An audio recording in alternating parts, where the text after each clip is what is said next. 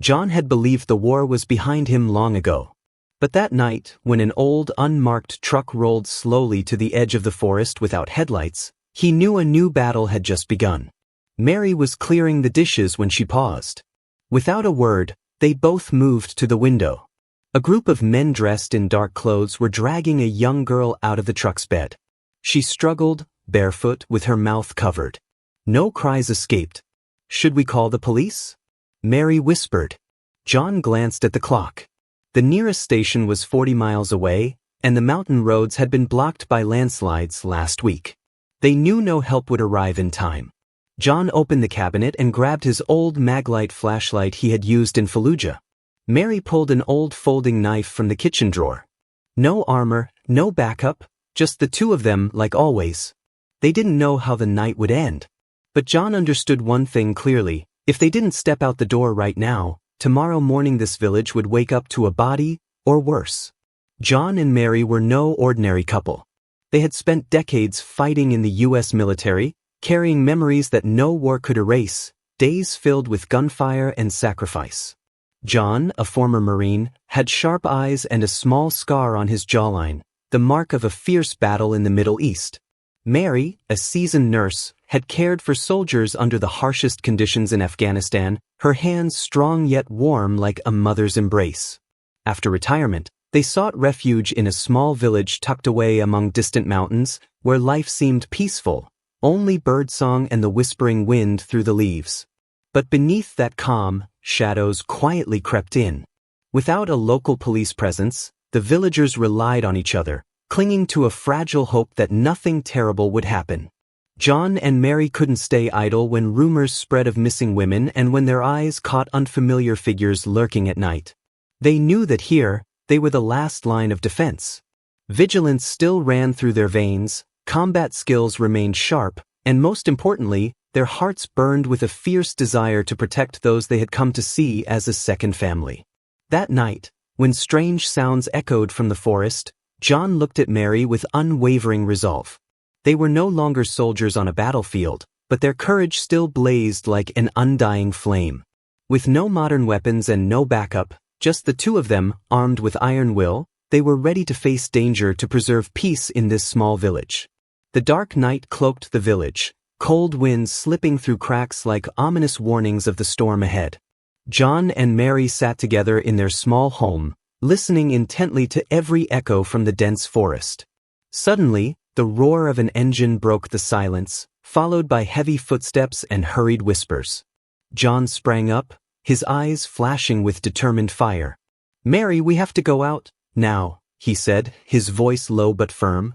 They moved swiftly into the night, their footsteps silent like shadows.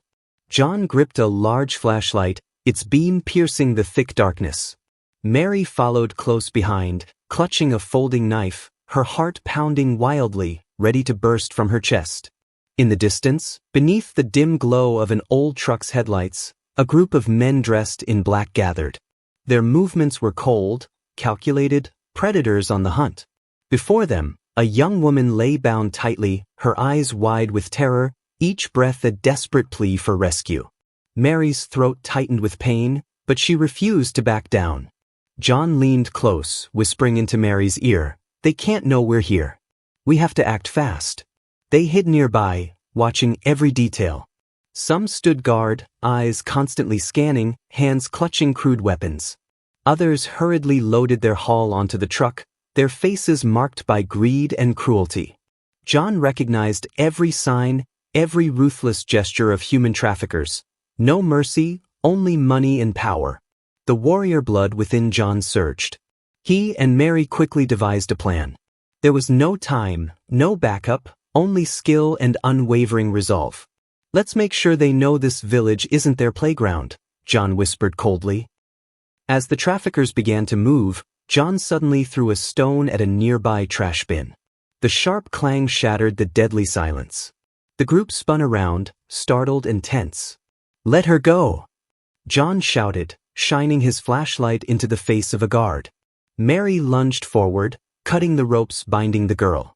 Shouts and crashes echoed through the night. John and Mary plunged into the chaos of a desperate fight. Their strikes were precise and ruthless, forged by years of battle. Every blow was a declaration of war against the evil lurking in the shadows. The girl was freed but remained silent, tears still streaming from her frightened eyes. John and Mary knew this was no ordinary night's fight.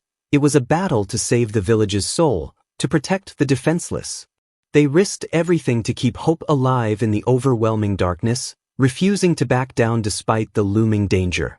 That night, the courage and love of the veteran couple shone bright, a guiding light for the powerless. The moment a stone clattered against a trash bin, the village air suddenly thickened with tension, suffocating and heavy. John and Mary had no time to hesitate. The traffickers had spotted them.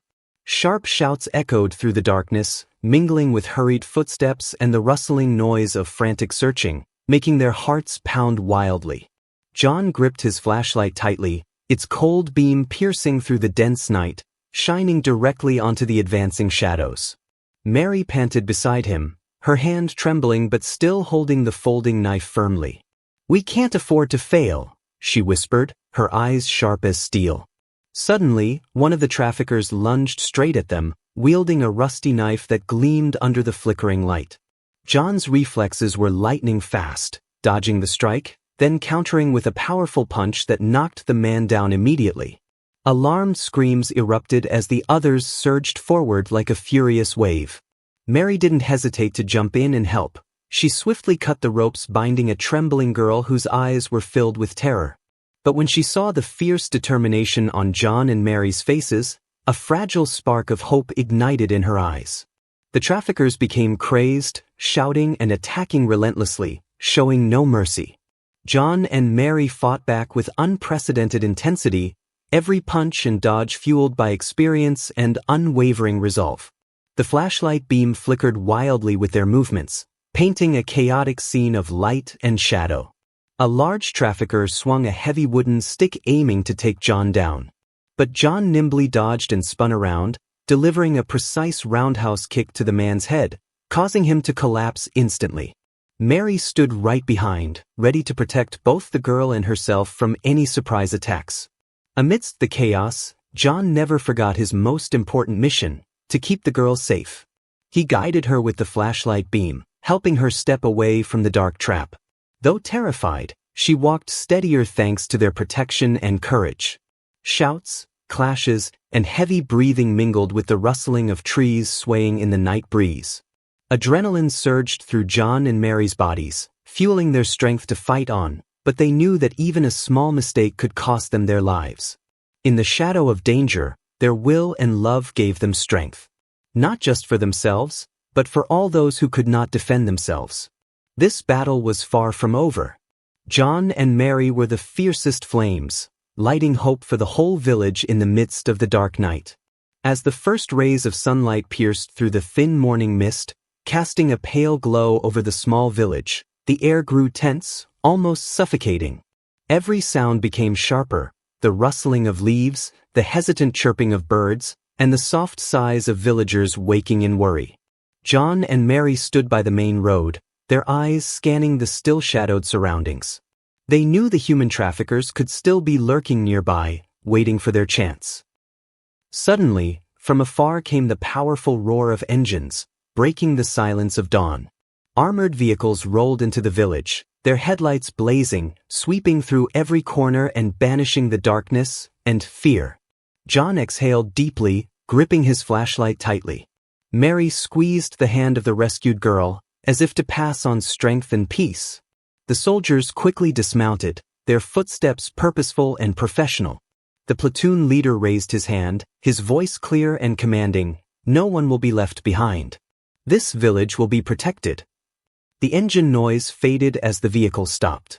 The soldiers immediately formed ranks, checked their weapons, and prepared for any situation. Their eyes were cold and sharp like blades, ready to erase every shadow of evil. Villagers gathered nearby, their eyes full of hope and gratitude. Many held hands tightly, praying for true peace to finally come. John and Mary led the troops to hotspots, pointing out where the traffickers might still be hiding. Every movement was swift but deliberate, each moment carrying heavy responsibility.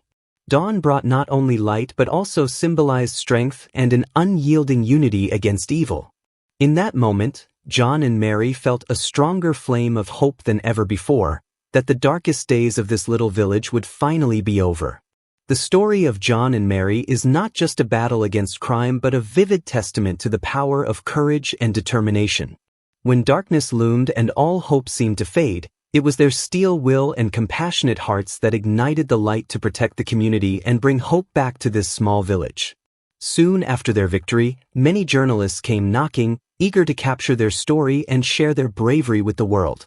But John and Mary firmly declined the interviews. They sought only peace to return, not to have their story turned into loud attention.